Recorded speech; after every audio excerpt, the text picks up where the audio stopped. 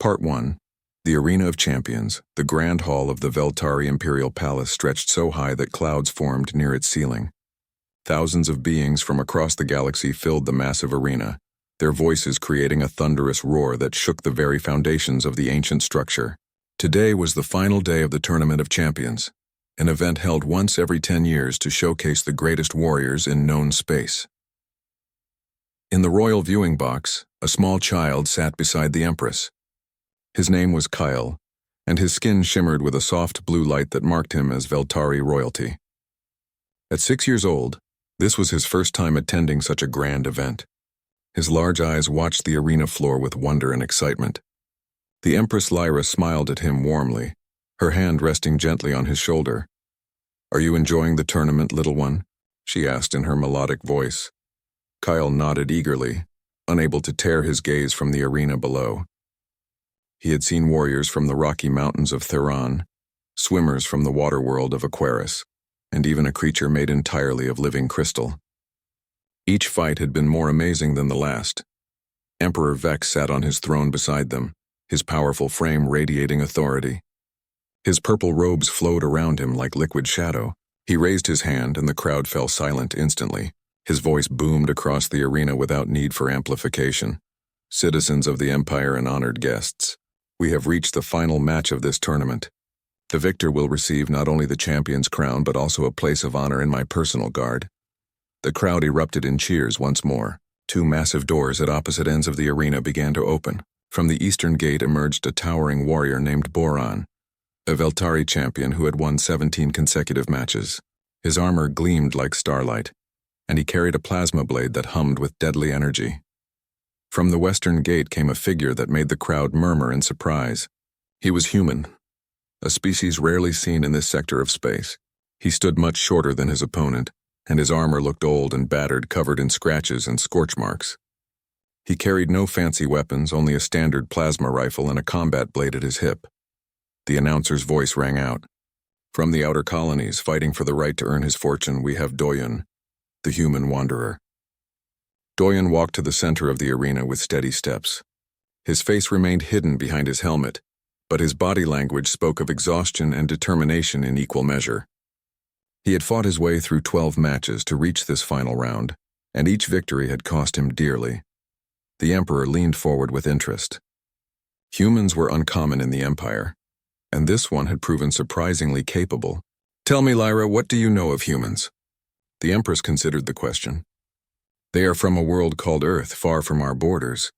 They are physically weak compared to most species, but I have heard they possess unusual mental resilience. Some say they are dangerously unpredictable." "Fascinating," Emperor Vex mused. "Let us see if this one can surprise us further." Down in the arena, the referee explained the rules. The match would continue until one fighter yielded or could no longer continue. Killing was forbidden, but injuries were expected. Both fighters acknowledged their understanding. The bell rang. Boran moved first, his larger frame covering ground with incredible speed. He swung his plasma blade in a wide arc meant to end the fight immediately. Doyen rolled beneath the strike, his movements quick despite his obvious fatigue. He fired his rifle 3 times, but Boran's shields absorbed the shots easily. The crowd cheered as Boran pressed his advantage. He was stronger, faster, and better equipped. The human seemed to realize this as well because he changed tactics. Instead of meeting Boran head-on, Doyen began to retreat, forcing his opponent to chase him around the arena. "Is he running away?" Someone in the crowd jeered, but Doyen was not running. He was observing, learning, and planning. Every time Boran attacked, the human studied the pattern. He noticed that Boran's shields flickered slightly after blocking energy weapons. He saw that the Veltari warrior favored his right side. He watched for the telltale signs before each heavy strike. Minutes passed. Boran grew frustrated with his opponent's evasive tactics. He charged forward with a powerful overhead strike meant to crush the human into the ground. At the last moment, Doyen sidestepped and drove his combat blade into the gap between Boran's armor plates at the knee. Boran roared in pain and stumbled. Doyen pressed his advantage, moving in close where Boran's longer blade was less effective. He fought with a desperate intensity that surprised everyone watching. This was not the graceful combat of a trained warrior. This was the brutal efficiency of someone who fought to survive. The match turned into a grinding battle of attrition. Boran's superior strength meant each of his blows sent Doyen sprawling, but the human kept getting back up. Doyen's tactics were slowly wearing down his opponent's defenses, but he was running out of energy. Finally, Boran managed to disarm Doyen, sending his weapons skittering across the arena floor. The Veltari champion raised his blade for the finishing strike. The crowd held their breath. That was when Doyen did something unexpected. He grabbed Boran's wrist with both hands and dropped his full weight onto it while twisting. The move was simple, crude even, but effective. Boran's blade fell from his grip as his wrist joint bent at an unnatural angle. Before Boran could recover, Doyen swept his legs and brought the larger warrior crashing to the ground. He moved quickly, getting behind Boran and locking his arm around the Veltari's throat in a chokehold. It was not elegant or honorable by arena standards. It was practical. "Yield," Doyen gasped, his voice tired but firm. Boran struggled for a moment, then tapped his hand against the ground 3 times. The referee called the match. Doyen released him immediately and stumbled back, breathing heavily. The crowd erupted in a mix of cheers and shocked whispers. A human had just defeated the Empire's champion through sheer determination and unconventional tactics. Doyen stood in the center of the arena, swaying slightly from exhaustion. Following tradition, he removed his helmet to salute the Emperor. His face was young, perhaps 30 years old in human terms, with dark hair and eyes that carried the weight of profound sadness. Scars marked his features, and his expression spoke of someone who had lost everything and kept fighting anyway. That was when it happened. In the royal viewing box, young Prince Kale suddenly stood up. His small body began to tremble. The Empress reached for him, concerned, but the child pulled away from her grasp. He stared down at the human warrior with an expression of shocked recognition. Memories flooded through Kale's mind. Memories he thought were dreams. Warm arms holding him, a deep voice singing strange songs in a language he had forgotten, a smile that made him feel safe, and a name he had not spoken in 5 years. Before anyone could stop him, before even he understood what he was doing, Kyle's voice rang out across the suddenly silent arena. "Father!" The single word echoed through the vast space like a thunderclap. Thousands of heads turned from the child to the human warrior. The entire palace froze in shocked silence. Down in the arena, Doyen's face went white. The helmet fell from his nerveless fingers and clattered on the stone floor. His legs nearly gave out beneath him. He stared up at the small blue-skinned child in the royal box, and his lips formed a single word, too quiet for anyone but himself to hear. "Kyle?" Part 2. The impossible recognition. The silence lasted only a moment before chaos erupted. Guards rushed forward, unsure whether to protect the prince or restrain the human. Nobles in the viewing boxes whispered frantically to each other. The crowd in the arena seats buzzed with confusion and excitement. Never in the history of the Empire had something like this occurred. Empress Lyra grabbed for Kale's arm, but the child was already moving. With surprising strength for someone so small, he pulled free from her grasp and ran toward the edge of the viewing box. Tears streamed down his glowing blue cheeks. "Father, Father, it's me," Kyle shouted in the human language, words he did not even remember knowing. His small hands gripped the railing as he tried to climb over it, desperate to reach the arena floor far below. 2 guards caught him before he could fall. Kale fought against them, crying and calling out. The Empress rushed to him, her face pale with shock and something close to fear. She pulled the struggling child into her arms. "Kale, sweetheart, calm down. You are confused. The battle has upset you," she said, her voice shaking. "No, that is my father. I remember him. I remember." Kale sobbed into her shoulder, but his eyes never left the human warrior below. Down in the arena, Doyen stood frozen. His mind struggled to process what he was seeing. That child, that beautiful child with blue skin and the eyes he saw in his dreams every night. It was impossible. Kale was dead. His son had died 5 years ago when the pirates came. He had searched for months, found nothing, and finally accepted the truth. But now that child was here, alive, calling him father. Emperor Vex rose from his throne, his expression unreadable. His deep voice cut through the chaos like a blade. Silence. The arena fell quiet once more. Every eye turned to the Emperor, waiting for his judgment. This situation was unprecedented. The Prince of the Empire had just claimed a human arena fighter as his father. The political implications were staggering. Guards, bring the human to the royal chamber. Do not harm him, Emperor Vex commanded. Then he turned to his wife. Lyra, bring Kale. We will sort this matter out in private. The Empress nodded, still holding the crying child. Her hands trembled slightly as she carried Kale away from the viewing box. Guards surrounded them protectively. In the arena, 4 guards approached Doyen cautiously. He made no move to resist as they escorted him from the fighting floor. His mind was still reeling, trying to understand. How was this possible? How could Kale be alive? And how had he become a prince? They led him through marble corridors lined with ancient tapestries and floating lights. Doyen barely noticed the beauty around him. His heart pounded in his chest.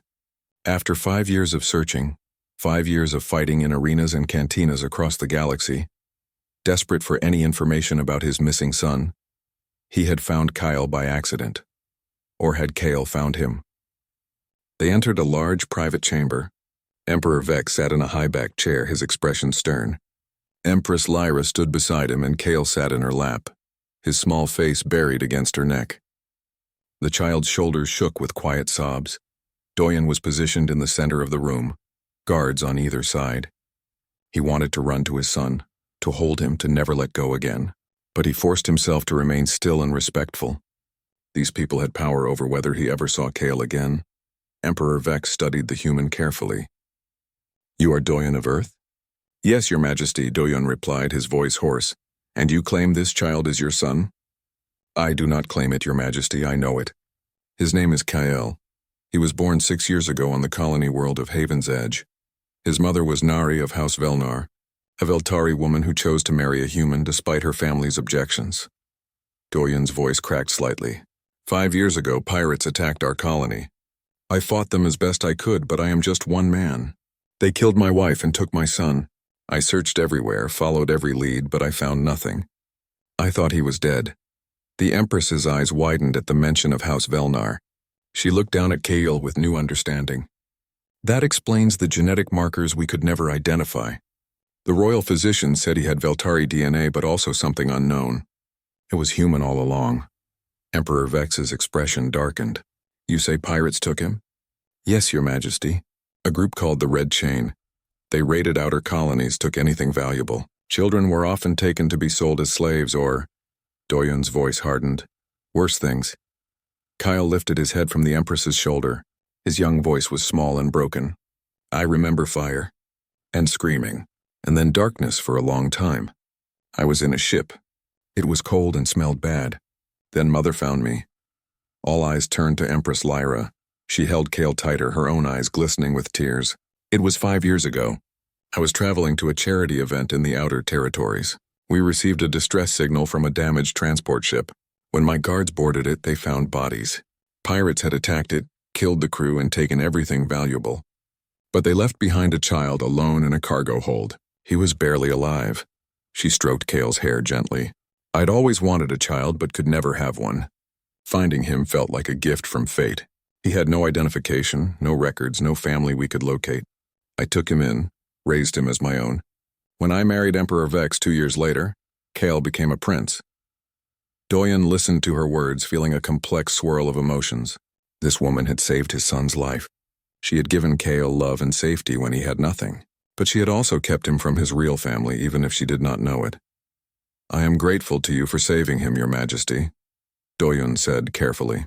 But he is my son. I want him back. The words hung in the air like a sword about to fall. Empress Lyra's face crumpled. No, you cannot just take him. I have raised him for 5 years. He is my son too. He is blood of my blood, Doyen said, his voice rising despite his efforts to stay calm. You saved him, and I will be forever grateful. But I am his father. I have searched for him every day since he was taken. I have fought in arenas, worked for criminals, done things I'm ashamed of, all trying to find any trace of him. You cannot keep him from me. And you cannot simply take him from the only home he remembers.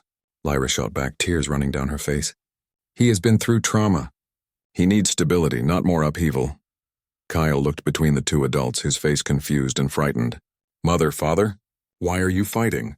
The simple question cut through their argument. Both Doyen and Lyra fell silent, realizing they were scaring the child. Emperor Vex had been watching the exchange carefully. Now he spoke, his voice measured and thoughtful. This situation is complicated. Legally, Kale is a prince of this empire adopted by my wife before our marriage. Morally, this man is his biological father who has been searching for him. Personally, I have come to care for the boy as if he were my own blood. He stood and walked to a window overlooking the city. We cannot resolve this with simple answers. Doyen, I believe you are who you claim to be. The child's reaction to you was genuine, but you must understand we cannot simply hand over a prince of the realm to an arena fighter, regardless of blood relation. Doyen's hands clenched into fists, but he kept his voice respectful. What are you saying? I am saying that we need time. Time to verify your story. Time to consider what is truly best for Kale. And time for the child himself to process these emotions. Emperor Vex turned back to face him. But I will make you an offer. Prove yourself worthy of being a prince's father. Complete 3 trials of my design. If you succeed, we will discuss custody arrangements. If you fail, you will leave this planet and never return. And if I refuse, then I will have you arrested for causing a disturbance in the royal court. And you will never see your son again. The Emperor's voice was hard as steel. Doyen looked at Kale, who watched him with those familiar eyes. His son was alive right there in the room with him. How could he walk away now? But how could he risk being thrown out permanently? I accept your trials, Doyen said finally. Emperor Vex nodded. Good. You will remain in the palace as our guest. You may see Kale under supervision while we prepare the trials, but you will attempt no foolishness. My guards will be watching. I understand, Your Majesty. Very well. The first trial will be held tomorrow at dawn. Rest and prepare yourself. The Emperor gestured to the guards. Take him to the guest quarters. As the guards led Doyen toward the door, Kale suddenly called out, Father, wait. Doyen turned. The child had climbed down from Lyra's lap and was walking toward him, holding something in his small hand. It was a small carved figure worn smooth by years of handling. I kept this, Kale said softly. I did not know why. I thought it was from a dream. But you made it for me, did you not? Doyen's vision blurred with tears as he recognized the simple wooden bird he had carved for his son's first birthday.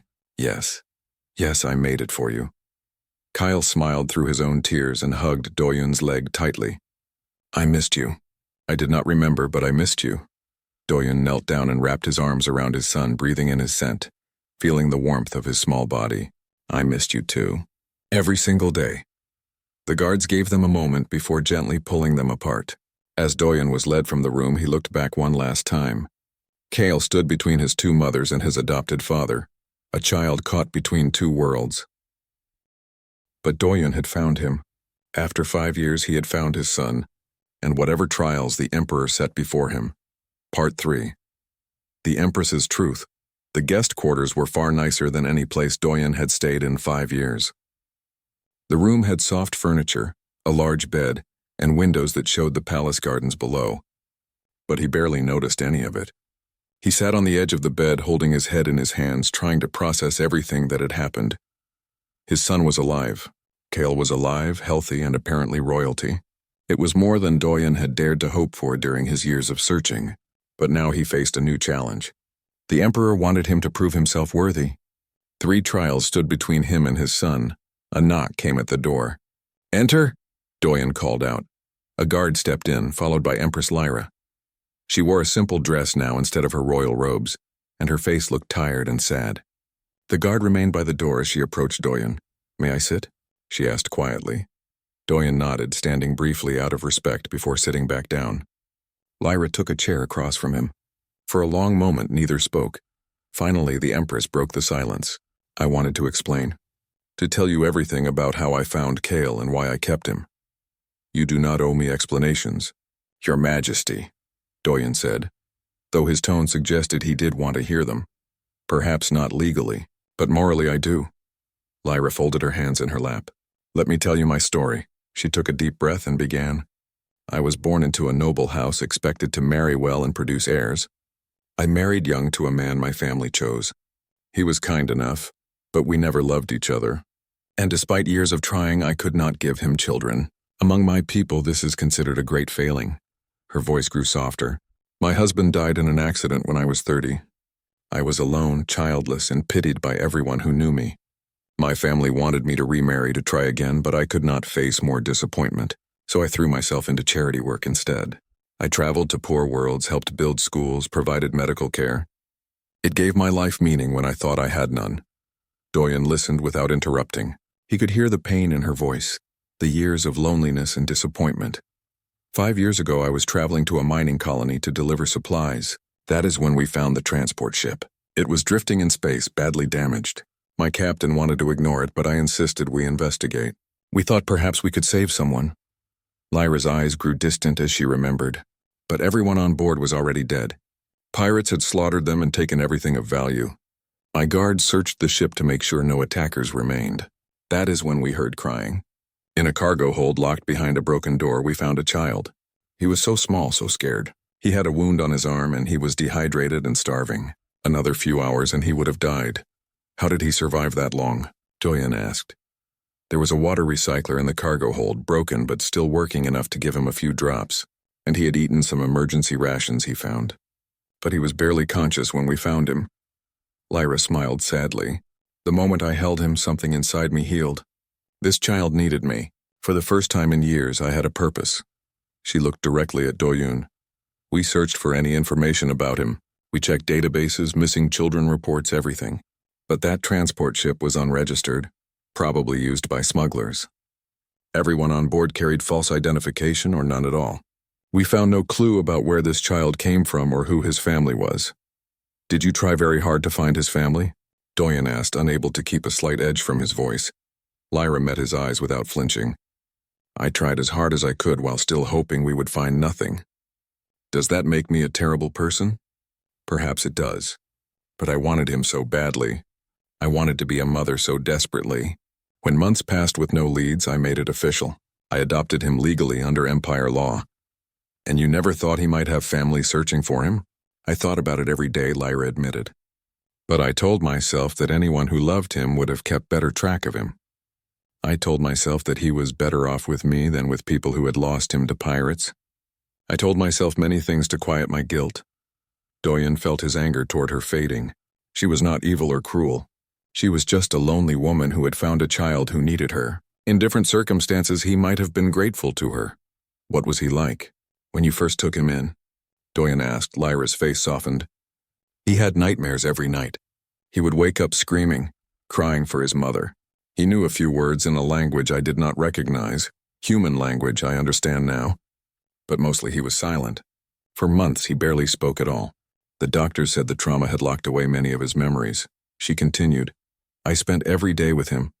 I held him when he cried. I sang to him. I played with him. Slowly, he began to trust me. He learned to smile again.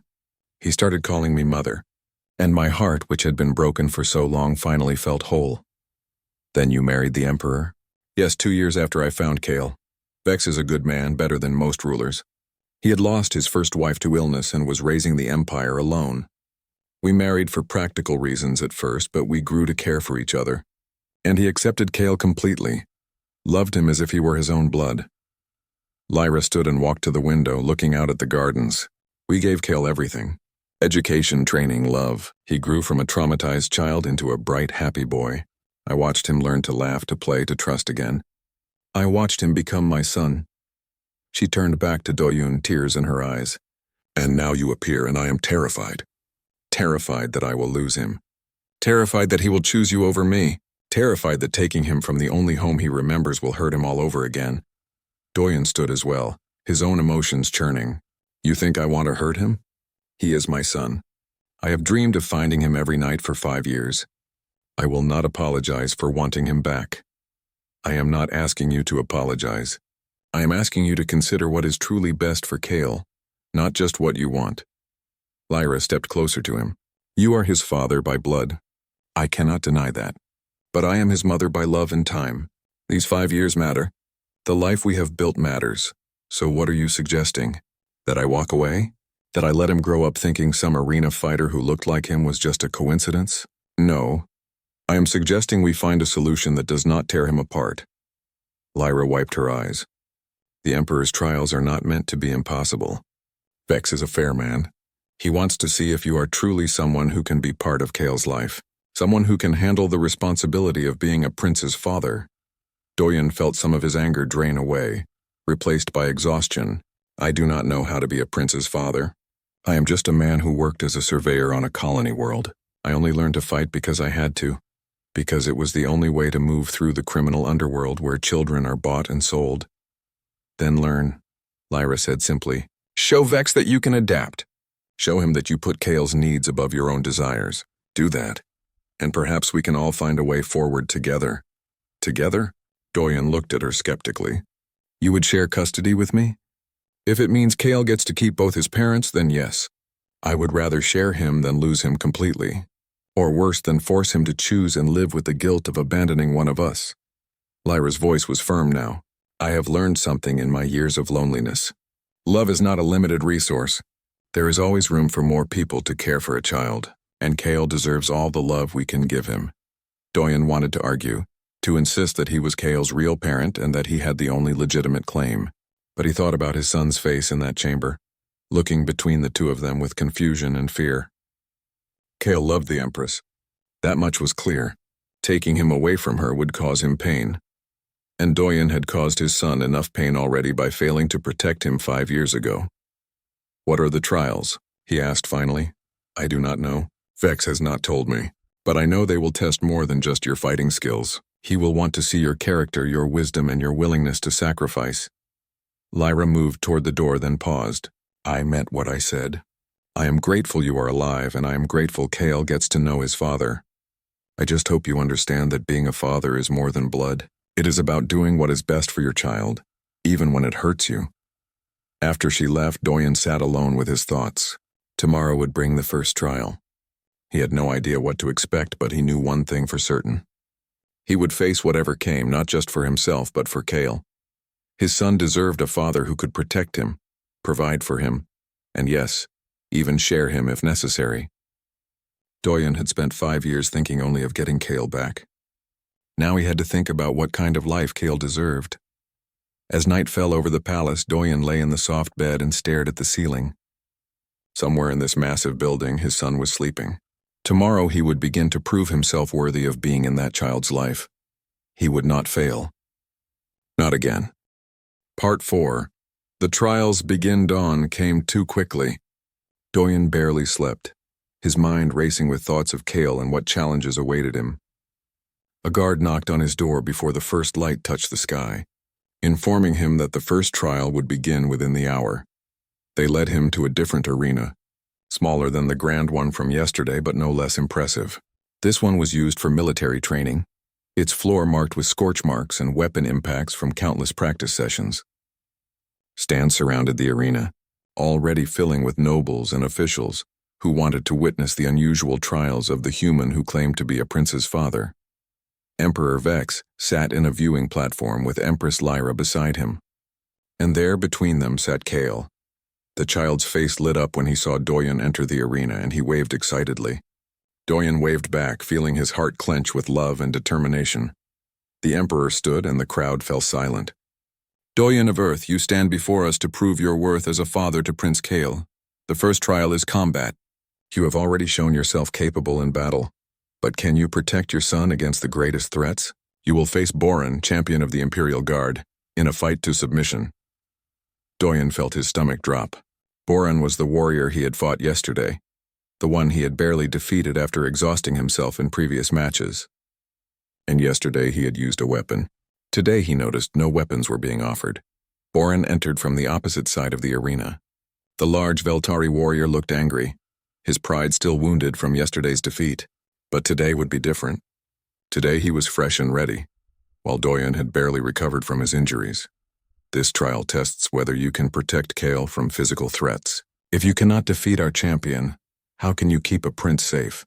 Emperor Vex's voice echoed across the arena. The match begins now. Boran did not wait for pleasantries. He charged forward like a bull, his fists aimed at Doyen's head. Doyen barely dodged, feeling the wind from the blow pass his cheek. He tried to counter with a strike to Boran's ribs, but it was like hitting stone. The Veltari's natural armor was tough, much tougher than human skin. The fight quickly turned brutal. Boran was stronger, heavier, and had longer reach. Every blow he landed sent Doyen staggering. Doyen tried to use the same tactics as yesterday, staying mobile and looking for weaknesses, but Boran had learned from their previous fight. He gave Doyen no openings to exploit. A massive punch caught Doyen in the chest, sending him flying backward. He hit the ground hard, gasping for air. His ribs screamed in pain. He forced himself to stand, but his legs shook beneath him. In the viewing platform, Kyle stood up, his small hands gripping the railing. "Father, get up!" Doyen heard his son's voice through the ringing in his ears. He looked up and saw Kale's worried face. The child was scared for him. And suddenly, Doyen remembered something important. 5 years ago, when the pirates attacked, he had fought them with everything he had. Not because he was a great fighter, but because his family needed him. Humans were not the strongest species. They were not the fastest or the toughest. But they had something that many species lacked: the absolute refusal to stay down when someone they loved was in danger. Doyen stood up straighter. "Is that all you have?" He called out to Boren, forcing confidence into his voice. Boren roared and charged again. This time Doyen did not try to dodge completely. Instead, he moved just enough that Boren's punch glanced off his shoulder instead of hitting his head. At the same moment, Doyen grabbed Boren's extended arm and used the Veltari's own momentum against him, throwing him off balance. It was a technique from his colony's self-defense training, designed for smaller fighters facing larger opponents. Boren stumbled, surprised, and Doyen pressed his advantage. He could not overpower Boren, but he could outthink him. He went for the joints, knees, elbows, the spots where even tough Veltari armor was weaker. Each strike was calculated, designed to wear down his opponent bit by bit. Boren landed more hits, and each one hurt, but Doyen kept moving, kept fighting. The match dragged on. Minutes felt like hours. Doyen's body screamed at him to quit, to lie down and rest. Blood ran from his nose and a cut above his eye. His breathing came in ragged gasps. But every time he felt like giving up, he heard Kyle's voice. "Come on, father. You can do it." The child was shouting in that human language Doyen had taught him as a baby. Simple words like go and strong and love. Words that Kale should not remember, but somehow did. The sound of his son cheering for him in his native language gave Doyen strength he did not know he had. Humans had another advantage over many species. They could push their bodies beyond reasonable limits when necessary, could ignore pain and exhaustion through sheer willpower. It was not always smart or safe, but right now it was exactly what Doyen needed. He changed his strategy again. Instead of trying to outfight Boren, he would outlast him. Every time Boran threw a big punch, Doyen made him miss, forcing the larger warrior to waste energy. Every time Boren charged, Doyen sidestepped and made him run into walls or stumble over his own feet. It was exhausting and painful, but slowly, Boren began to tire. The champion was strong, but he had expected a quick victory. He had not prepared for a long, grinding battle of attrition. His breathing grew heavier. His movements became slightly slower. Doyen saw his chance. When Boren threw another heavy punch, Doyen ducked under it and moved behind him. He jumped onto Boren's back, wrapping his arms around the Veltari's thick neck in a chokehold. His legs wrapped around Boren's waist, locking in place. Boren roared and tried to throw him off, spinning and reaching back. But Doyen held on with desperate strength, squeezing the blood flow to Boran's brain. It was the same move he had used yesterday, but Boren had been less tired then and had submitted quickly to avoid injury. Now with his pride on the line, he fought harder. They crashed around the arena, Boren trying everything to dislodge the human on his back. Doyen's arms burned with the effort of maintaining the hold. His injured ribs sent spikes of agony through him with every movement, but he did not let go. "Kale is watching," Doyen whispered in Boren's ear. "I cannot lose while my son is watching. I will never stop fighting. Never." Perhaps it was the conviction in Doyen's voice. Perhaps it was the lack of oxygen finally affecting his brain. But Boren's movement slowed, then stopped. His hand came up and tapped against his own leg 3 times. Doyen released him immediately and collapsed to the ground beside him. Both fighters lay there gasping for air. The crowd erupted in shocked cheers. A human had defeated the Imperial champion twice in 2 days. Guards rushed forward to help both fighters. Doyen could barely stand as they pulled him to his feet. His vision swam and he tasted blood in his mouth. But he had won. Emperor Vex stood, his expression unreadable. "The first trial is complete. Doyen has proven he can protect his son through combat. But strength alone does not make a good father. Tomorrow we test his wisdom." Doyen barely heard the words. He was looking at Kale, who was jumping up and down excitedly, shouting and cheering. The Empress held him back from running down to the arena, but she was smiling too. Even she seemed impressed. As guards escorted Doyen to the medical bay, he felt a small sense of victory. 1 trial down, 2 to go. The medical bay was filled with advanced technology that quickly treated his injuries. Veltari medicine was far more advanced than what most colony worlds had access to. Within an hour, his broken ribs were healing, his cuts were sealed, and the worst of his pain had faded to a dull ache. A noise at the door made him look up. Kale stood there with a guard behind him, holding a tray of food. The Empress had given permission for a short visit. "Father, I brought you lunch," Kale said shyly, approaching the medical bed. Doyen sat up carefully and accepted the tray. His throat tightened with emotion at this simple kindness. "Thank you, son." They sat together in comfortable silence while Doyen ate. Finally, Kale spoke. "You fought very well. You are strong. Not strong enough. Boren is much stronger than me. I just did not give up." "Mother Lyra says that not giving up is its own kind of strength," Kale said thoughtfully. Doyen smiled. "She is right. That is very wise. Are you scared about the next trials?" Doyen considered lying, saying he was confident and fearless. But he decided his son deserved honesty. "Yes, I am scared. Not of fighting or challenges, but of failing you. Of coming so close to being your father again and losing that chance." Kale reached out and took Doyen's hand in his much smaller one. "I am scared too. Scared that you will go away again. I do not remember much from before, but I remember feeling safe with you. I want to feel that way again." "Then I will pass these trials," Doyen said firmly. "I promise you, Kale. I will do whatever it takes to be part of your life again." The child smiled, and for a moment Doyen saw his wife Nari in that smile. Kale had her eyes and her gentle spirit. The thought brought both joy and sadness. Too soon the guard indicated that the visit must end. Kale hugged his father tightly before leaving. "Good luck tomorrow, Father. I believe in you." As Doyen lay back on the medical bed, he thought about the next trial. Wisdom. He had never considered himself particularly wise. He was just a man who did his best to do the right thing. But tomorrow that would have to be enough. For Kale, it would have to be enough. Part 5. The Final Trial and Hidden Conspiracy. The second trial took place in a quiet chamber rather than an arena. Doyen sat at a large table across from 3 of the Emperor's advisors. Kale watched from a gallery above with the Empress. Emperor Vex himself observed from his throne at the head of the room. "The Trial of Wisdom," announced the chief advisor, an elderly Veltari named Jinsu. "We will present you with a problem that has no easy solution. Your answer will show us whether you possess the judgment needed to guide a prince." Jinsu placed a holographic display on the table. It showed a simulation of a disaster scenario.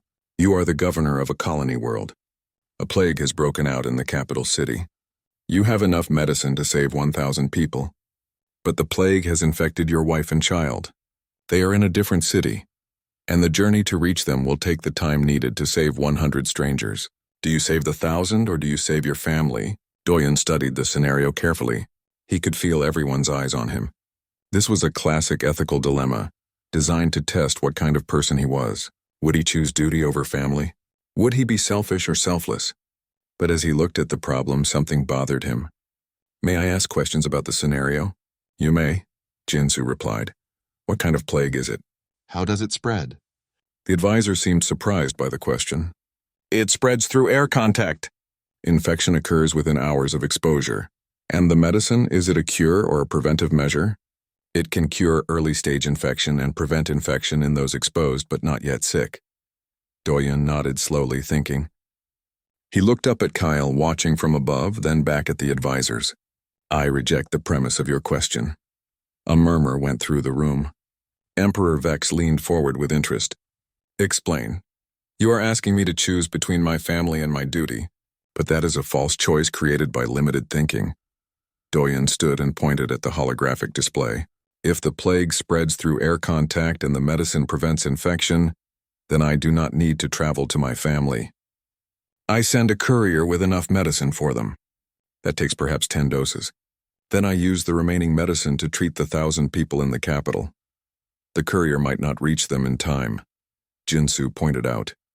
"Then I send multiple couriers by different routes. I use communication devices to give my wife instructions on basic containment until help arrives. I mobilize local doctors in her city to begin treatment with whatever limited supplies they have." Doyun's voice grew stronger. Humans have a saying, we do not accept no-win scenarios. When faced with an impossible choice, we find a third option. He walked around the table, gesturing as he spoke. Your question assumes I must choose between two bad options. But a wise leader does not just choose, he creates new possibilities. I would call for emergency aid from neighboring worlds. I would look for ways to produce more medicine locally. I would organize quarantine zones to slow the spread. I would do everything in my power to save everyone. And if I fail, at least I fail while trying the impossible rather than accepting defeat. The room was silent. The advisors looked at each other, uncertain. This was not the answer they expected. Finally, Emperor Vex spoke. You humans are strange creatures. Most species would see the practical choice, save the many over the few. Or they would admit to the selfish choice, save their loved ones. But you refuse to accept either. With respect, Your Majesty, I think many species feel the same way. They just do not say it, because they think wisdom means accepting hard choices. But sometimes true wisdom is refusing to accept that those are the only choices. Doyun met the Emperor's eyes. If I am to be Kale's father, I will teach him that. I will teach him that when the world says he must choose between bad options, he should look for the option no one else sees.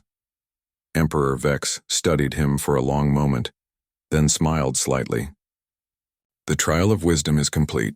Your answer is unconventional, but it reveals a valuable perspective. A prince who thinks this way could change the empire for the better. Doyun felt relief wash over him. 2 trials passed, 1 more to go. But as he left the chamber, he noticed something odd. A guard named Hunwoo, who had been kind to him, looked worried. The guard caught Doyun's eye and gave a tiny shake of his head, as if warning him of something. That night, Doyun could not sleep. Something felt wrong. He had passed 2 trials, but Emperor Vex had not yet told him what the 3rd trial would be. And that look from Hyunwoo bothered him. Around midnight, a soft knock came at his door. Doyun opened it carefully to find Hyunwoo standing there looking nervous. Forgive the intrusion, the guard whispered. But I must speak with you. It concerns Prince Kale's safety. Doyun pulled him inside quickly. What is wrong? I have served in the palace guard for 10 years. I see things, hear things, and lately I have noticed unusual activity. Hyunwoo glanced at the door nervously. There is a faction within the court that opposes the prince. They whisper that he is not pure Veltari, that he should not be in line for the throne. I already know some people do not approve of mixed species, Doyun said. But what does this have to do with immediate danger? 3 days ago, before the tournament, I overheard 2 guards discussing a payment they received. They were supposed to ensure certain competitors did not make it past the early rounds. They mentioned your name specifically. Hyunwoo spoke quickly, urgently. At first I thought it was just gambling corruption. But after today's trial I realized something. Someone wants Kale harmed and now they might see you as a threat to their plans. Doyun felt ice in his veins. Who is behind this? I do not know for certain, but I have suspicions. Duke Taemin, the Emperor's cousin, has been very vocal about bloodline purity. He is next in line for the throne after Kale. If something happened to the prince, a sudden alarm bell rang through the palace. Both men froze. Then came the sound of running feet and shouting voices. Doyun did not hesitate. He ran from the room, Hyunwoo right behind him. They followed the commotion toward the royal chambers. Guards were rushing in that direction. Weapons drawn, they arrived to find chaos. The Empress stood in front of Kale's bedroom door, a plasma pistol in her shaking hands. 3 guards lay unconscious on the floor. Through the doorway, Doyun could see Kyle huddled on his bed, eyes wide with fear. They tried to take him, Lyra said, her voice trembling with rage and terror. My own palace guards tried to kidnap my son. Emperor Vex arrived moments later, his face dark with fury. Explain now, one of the loyal guards reported. We found these 3 attempting to enter the prince's chambers with sedation equipment. When we challenged them, they attacked. The Empress heard the fight and intervened. Doyun pushed past everyone into the room. Kyle saw him and immediately ran to him, wrapping his small arms around Doyun's waist. Father, bad men came. I was scared. You are safe now, Doyun said, holding his son tightly, but his mind was racing. This was not a random attack. This was planned, Your Majesty. Hyunwoo stepped forward. I have information about a possible conspiracy. As the guard explained what he knew, Emperor Vex's expression grew colder and more dangerous.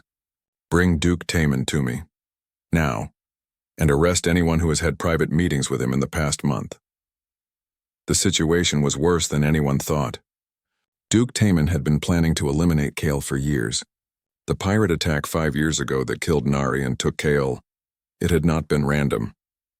Taman had hired those pirates specifically to target Nari, who was a distant member of the royal bloodline. Her son with a human would be seen as a stain on Veltari purity. But Kale had survived unexpectedly, adopted by the Empress, and became a prince. So Taman had continued plotting, waiting for his chance. When he learned that Kale's biological father had appeared, Taman saw both a threat and an opportunity. If he could eliminate both the human and the prince, he could blame the incident on the human's instability. The third trial, Doyen said suddenly, looking at Emperor Vex. What was it supposed to be? The Emperor's face was grim. Sacrifice. Tomorrow I was going to tell you that Kale has a genetic condition from his mixed heritage. He requires special treatment only available in the palace. If you took him away, he would die within a year. I was going to ask if you could give up custody for his sake. Doyen felt like he had been punched in the stomach. Is that true? About the condition? No. It was a test to see if you would put his welfare above your desires.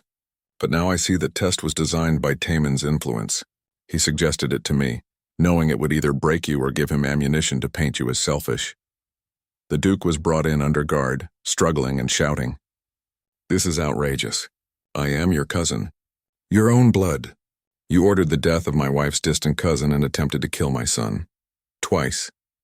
Emperor Vex's voice was deadly quiet. Why? Because he is an abomination. Taman spat.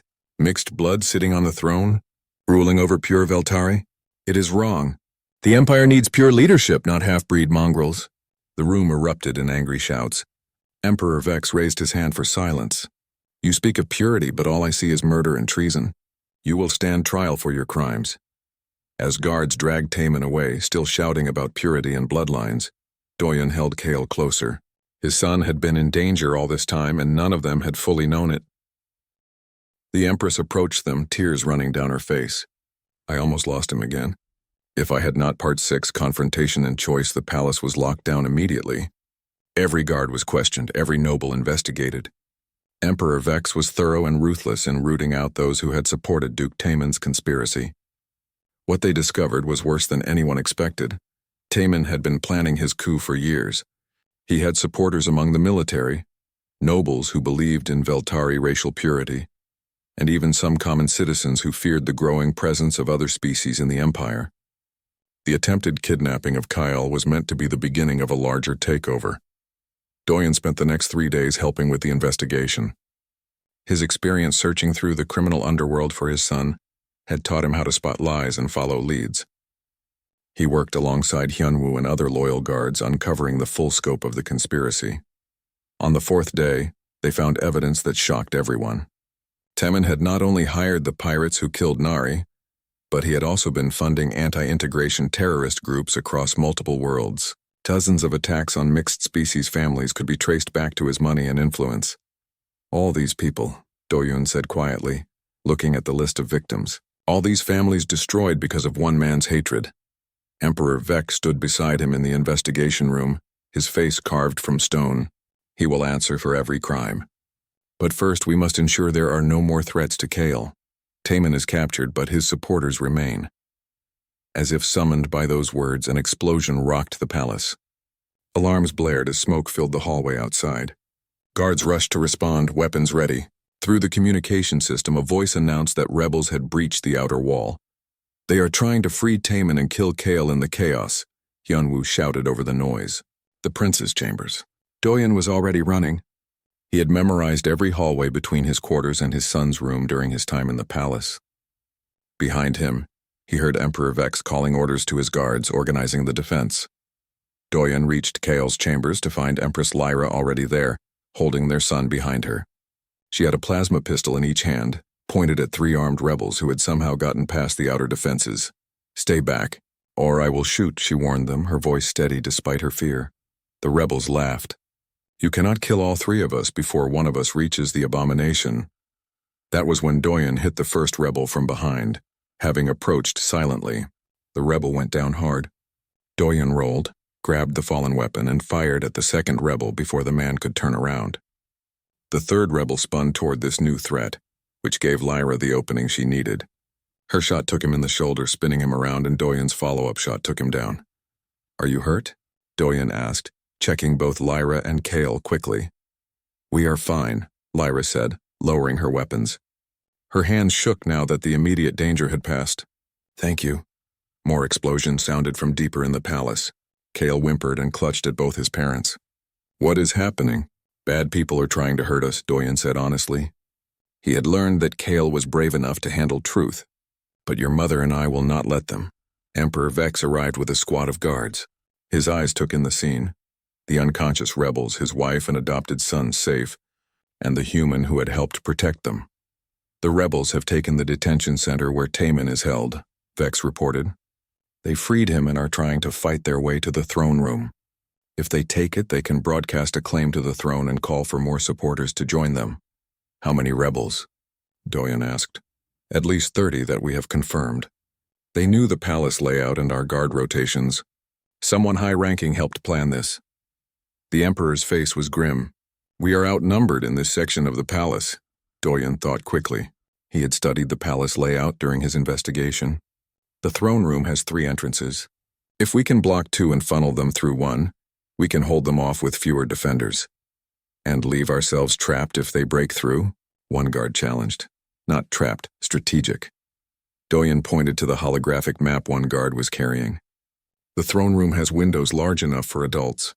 If we need to evacuate the royal family, we can use the outside wall and the maintenance platforms.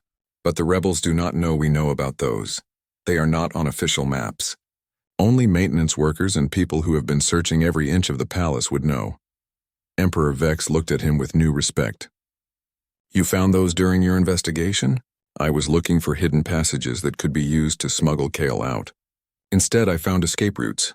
Doyen met his eyes. "I always plan for the worst while hoping for the best." The Emperor made his decision. "We do it, everyone to the throne room. Protect the royal family at all costs." They moved quickly through the palace corridors. Twice they encountered rebel fighters, and twice they fought their way through. Doyen stayed close to Kale, protecting the boy with his own body. Lyra fought alongside them, proving she was more than just a noblewoman who did charity work. They reached the throne room and immediately began fortifying it. Guards blocked 2 entrances with debris and furniture. Doyen set up defensive positions at the 3rd entrance, choosing fighters with the best aim to hold the narrow choke point. Kyle sat in the corner with 2 guards protecting him. His young face was pale but brave. "Father, are we going to die?" Doyen knelt beside him, taking his small hands. "No, I promise you, we are not going to die. I spent 5 years searching for you. I did not find you just to lose you again. But there are so many bad people." "Yes, but we are smarter, and we have something they do not have." Doyen tapped Kyle's chest gently. "We fight for love." "They fight for hate. Love is always stronger." The first wave of rebels hit minutes later. They charged the throne room entrance, expecting to overwhelm the defenders with numbers. Instead, they found themselves funneled through a narrow gap where only 2 could fight at a time. The loyal guards cut them down methodically. Duke Taman's voice echoed from the hallway. "You cannot hold forever. Surrender the half-breed child, and I will show mercy to the rest." Emperor Vex stood and shouted back, "The only thing you will receive is justice for your crimes." "Justice? I am trying to save our empire from pollution. That human and his mongrel child are corrupting our pure bloodline." Taman's voice was filled with rage and madness. "I did what was necessary.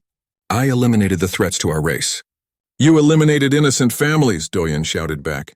"You destroyed lives because of your fear and hatred. That is not strength. That is cowardice. A human dares lecture me about courage? Your kind are weak, short-lived insects compared to the Veltari. Maybe we are weaker individually. Maybe we die younger. But we make up for it by caring about each other, by building families that include anyone who needs love." Doyen's voice rang with conviction. "You talk about purity, but all I see is loneliness. How many people truly love you, Taman? How many would die for you? Not out of duty or fear, but because they cannot imagine life without you." There was silence from the hallway. Then Taman screamed in fury. "Kill them all!"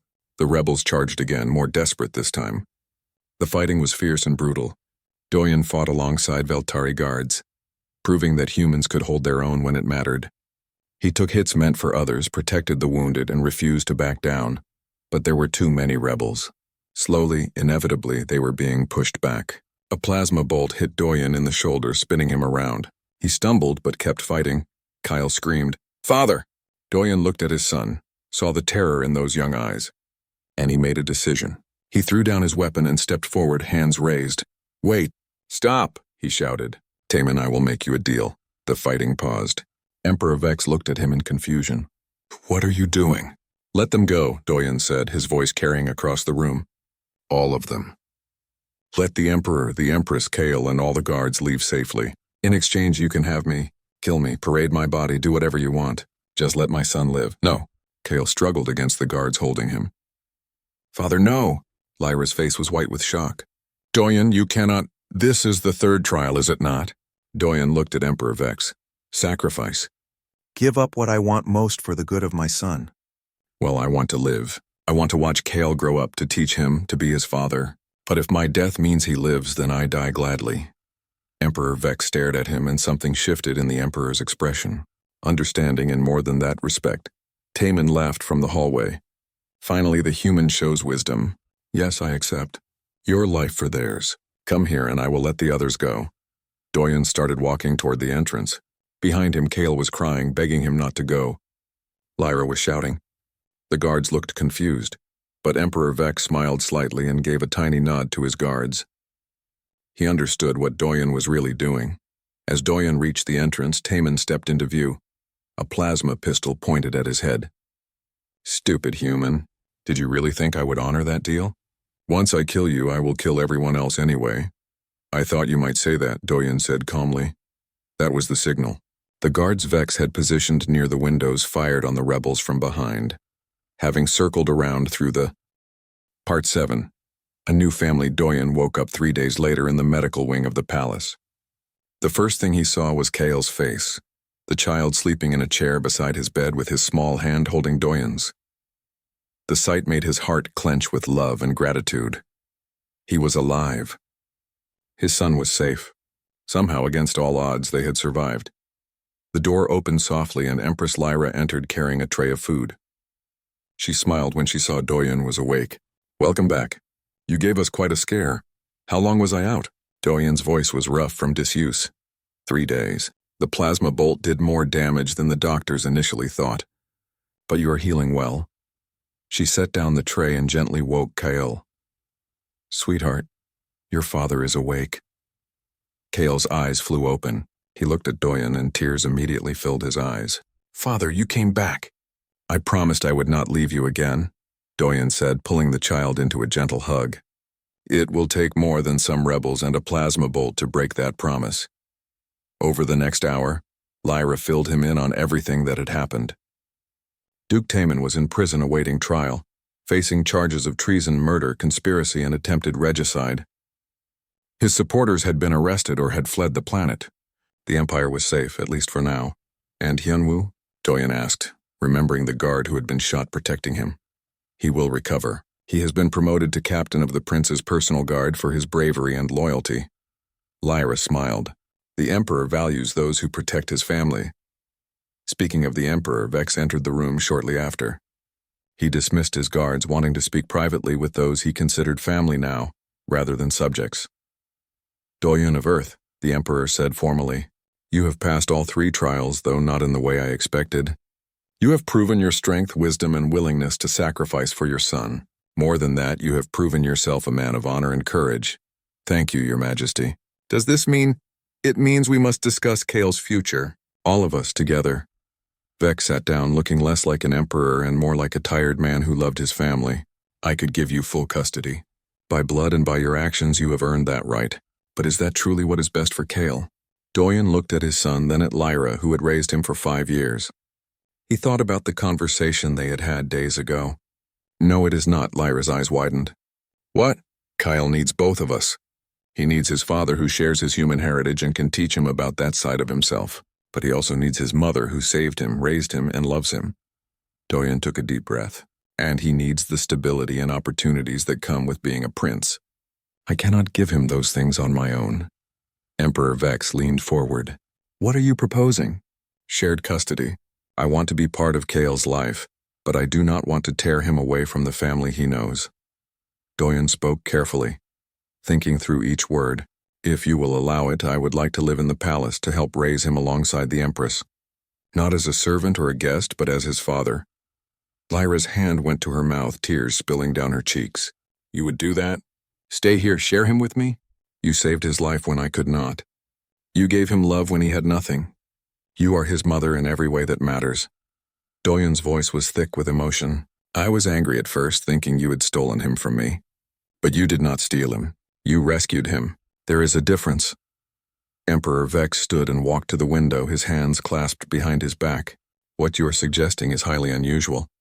A human living in the palace, co-parenting the prince with the empress. The nobles will talk. Some will object.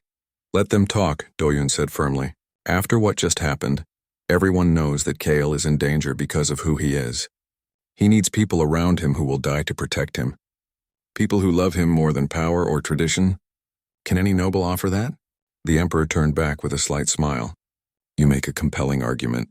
But if you are to stay in the palace and help raise a prince, you cannot simply be an arena fighter or an investigator. You need a position that gives you authority and respect. What do you suggest, Your Majesty? Vex considered for a moment. The events of the past week have shown me something important. This empire has many species within its borders, but we have done little to truly integrate them. The attack on my family happened because of prejudice and fear of different peoples mixing. That must change. He walked to Doyen's bedside and placed a hand on his shoulder. I am creating a new position, Royal Guardian and head of the Integration Council. You will advise me on matters concerning the different species in the Empire. You will work to build bridges between cultures and prevent future tragedies like the one that destroyed your family. And most importantly, you will help protect and guide Kale as he grows into a prince who represents the future of this empire. Doyen was speechless for a moment. I am not a politician or a diplomat. I do not know if I can. You are a father who crossed the galaxy searching for his son. You are a fighter who refuses to accept defeat. You are a man who sees possibilities where others see only problems. Vex's voice was filled with certainty. You are exactly what this empire needs. What my son needs. Kyle had been listening quietly to the adults talk. Now he spoke up, his young voice clear and confident. I want Father to stay. And I want Mother Lyra to stay. And I want Father Vex to stay too. Can we all be a family together? The three adults looked at each other, then at the hopeful child. Lyra laughed through her tears. Yes, sweetheart. I think we can. Over the following weeks, arrangements were made. Doyen was given quarters in the family wing of the palace, close to Kale's rooms. He was officially granted the title of Royal Guardian and began organizing the new Integration Council.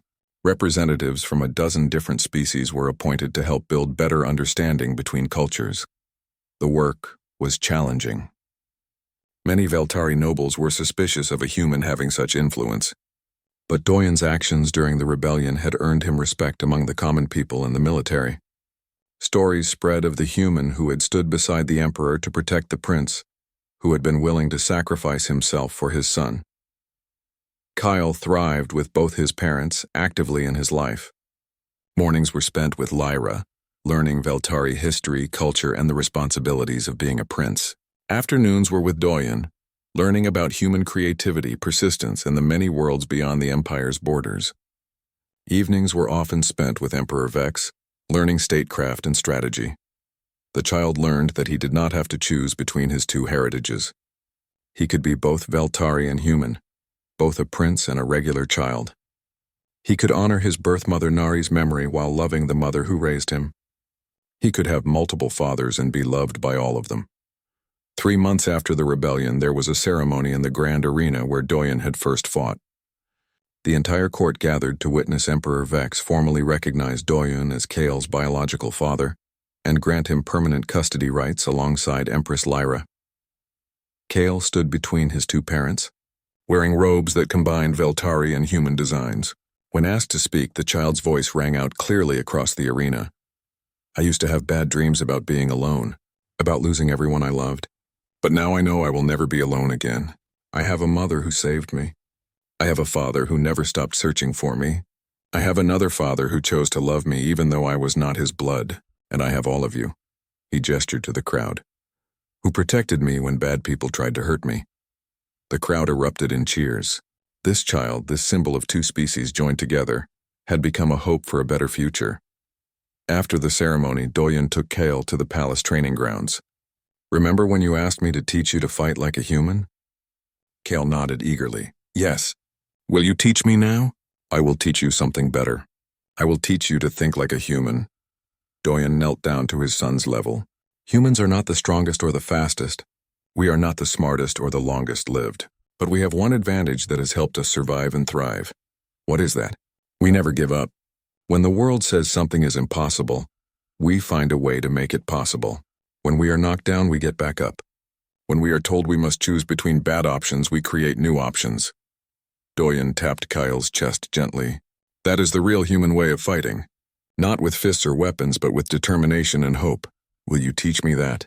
I will spend every day teaching you that. And your mother Lyra will teach you compassion and wisdom, and your father Vex will teach you leadership and strategy. Together we will help you become a prince unlike any this empire has seen." Kyle hugged his father tightly. "I love you, father. I love you too, son. More than all the stars in the galaxy." As they walked back to the palace together, hand in hand, Doyen thought about how much his life had changed. 5 years ago, he had lost everything in a single terrible night. He had spent years searching, fighting, and surviving in the darkest corners of the galaxy. But he had never given up.